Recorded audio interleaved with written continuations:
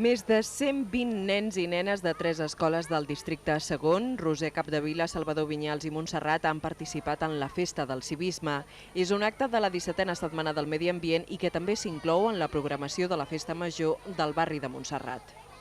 A veure, estigueu ben atents, a veure si m'endevineu on han d'anar les coses. Si jo he de llançar uns diaris vells, a quin contenidor van?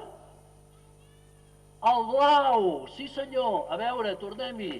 Uns diaris vells, a quin color ha d'anar? El blau. Cívic. Sabeu el que vol dir això?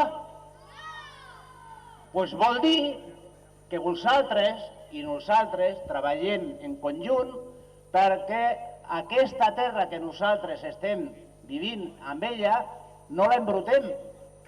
Durant la festa s'han inaugurat unes plaques on posa el nom d'un nen al peu d'un arbre. Cada criatura n'ha de tenir cura d'un.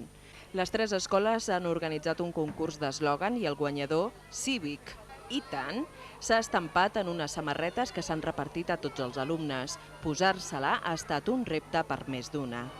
També s'ha donat un regal per cada centre, un carret de la compra amb llibres i jocs d'ordinador. L'associació de veïns ha volgut cloure l'acte amb una xocolatada.